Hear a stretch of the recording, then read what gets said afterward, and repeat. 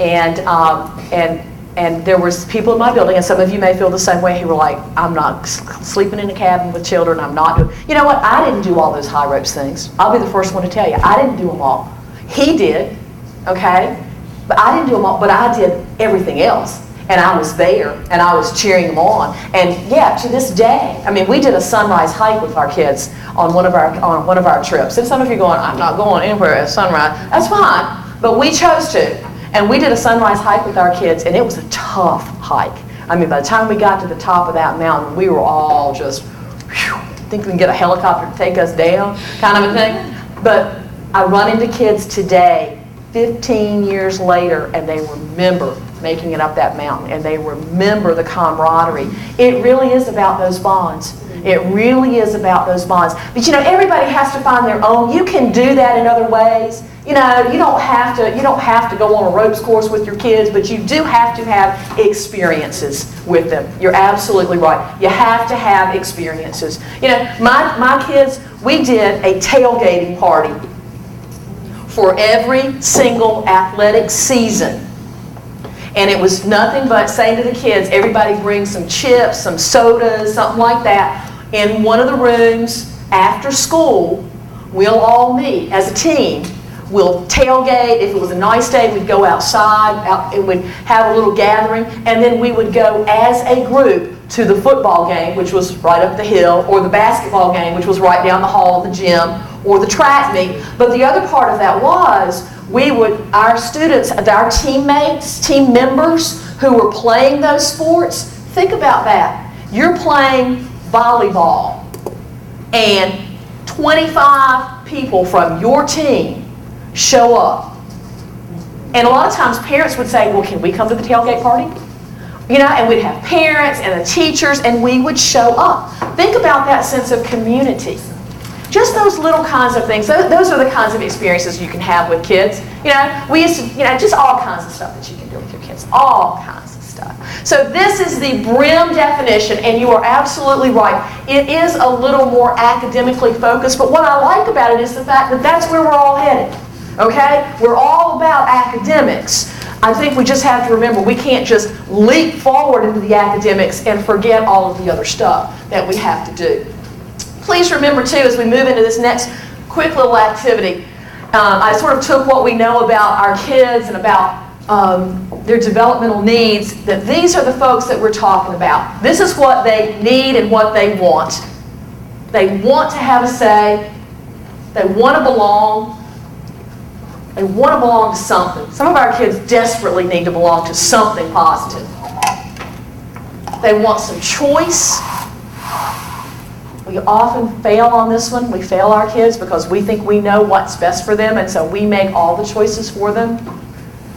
They need the freedom of taking risks and learning from those risks. And we're going to talk about that as we look at some of these in just a minute. Imagination, a projecting view of themselves. And success. What do I need to know? What we're going to do is to take about 5 to 8 to 10 minutes. It's going to be a little longer stretch of time. And I want you to think about that BRIM definition of personalization. And I ask you to think about the key elements, and I've pulled those key elements for you.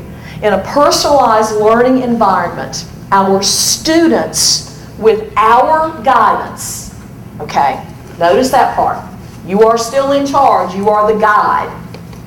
They are needing to plan their own pathway because they're planning it anyway. Okay? They are making their own choices as we go. I heard somebody say yesterday, well, you know what? If he'd done what he was supposed to do for 180 days, we wouldn't be having this conversation about summer school. So they make their own choices. They plan their own path. Let's help them plan their path. Assess their own talents. And I don't just mean can you play basketball, but I mean what about school? What do you do well in school? What are your talents and your strengths as far as a person, who you are as an individual? Do we really help our kids figure that out? Work cooperatively on challenging tasks. Rigor is a word that is thrown around a lot, isn't it? It's become almost a four-letter word there. But rigor simply means it is, for my personal definition, it is appropriately challenging. It's not that it's 4 grade levels higher than where they are. It is appropriately challenging. How do we put our students into settings where they are asked to work cooperatively on challenging tasks? What about maintaining a record of their learning? Do your kids know what they do and they don't know? How are they held responsible for that? If I were to walk into your classroom and say to them, what are you learning today? Why are you doing this worksheet? Could they tell me?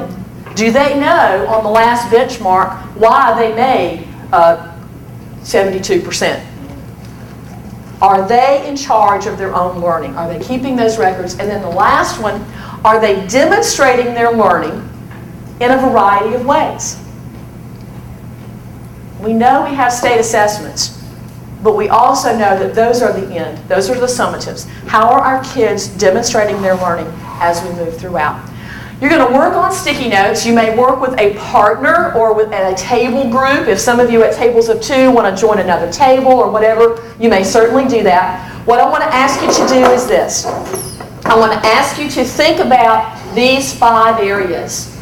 And I do not want to limit you to what is already going on, but certainly if you are doing something in your school to help kids plan a pathway, assess their talents, or all these other kinds of things, please put it up there.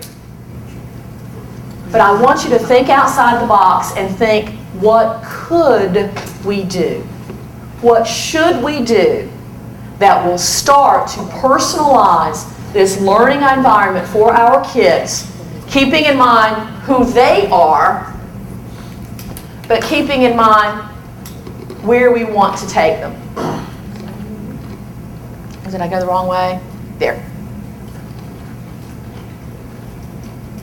So using sticky notes, I want you to jot down anything. The only thing I'm going to ask you is one idea per note. And as soon as you get an idea and you jot it on a note, send somebody off to put it up there.